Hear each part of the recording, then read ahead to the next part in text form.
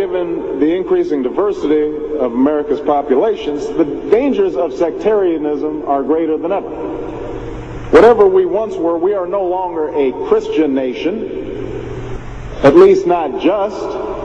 We are also a Jewish nation, a Muslim nation, and a Buddhist nation, and a Hindu nation, and a nation of non-believers. And even if we did have only Christians in our midst, if we expelled every non-Christian from the United States of America, whose Christianity would we teach in the schools?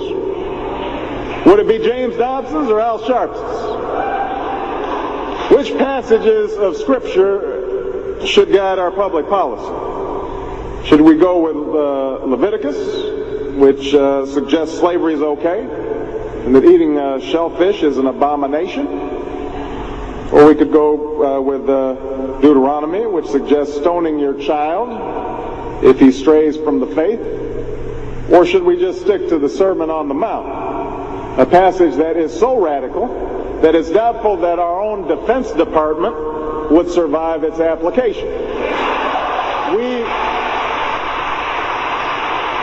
So before we get carried away, let's read our Bibles now. Folks haven't been reading their Bible. Which brings me to my second point.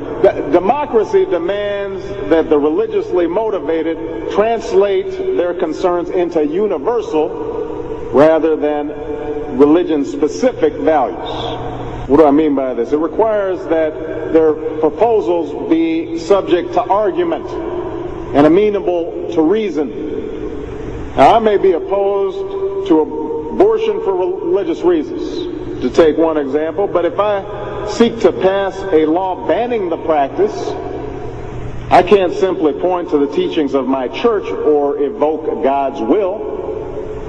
I have to explain why abortion violates some principle that is accessible to people of all faiths, including those with no faith at all. Now, this is going to be difficult for some who believe in the inerrancy of the Bible, as many evangelicals do. But in a pluralistic society, we have no choice.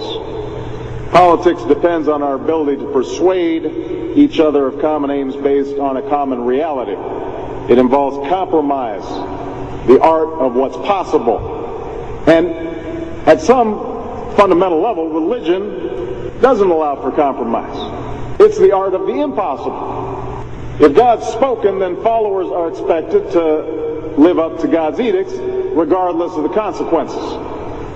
Now, to base one's own life on such uncompromising commitments may be sublime, but to base our policy making on such commitments would be a dangerous thing. And if you doubt that, let me just give you an example. We all know the story of Abraham and Isaac.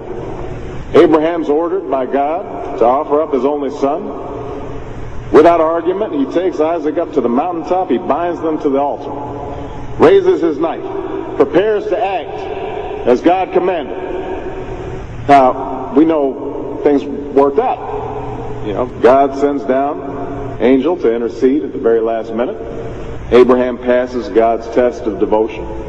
But it's fair to say that if any of us leaving this church saw Abraham on the roof of a building raising his knife, we would, at the very least, call the police and expect the Department of Children and Family Services to take Isaac away from Abraham. We would do so because we don't hear what Abraham hears. We don't see what Abraham sees. And so the best we can do is act in accordance with those things that we all see and that we all hear, be it common laws or basic reason. So we have some work to do here. But I am hopeful that we can bridge the gap that exists and overcome the prejudices that all of us to one degree or another bring to this debate. And I have faith that millions of believing Americans want that to happen. No matter how religious they may be or may not be, people are tired of seeing faith used as a tool of attack.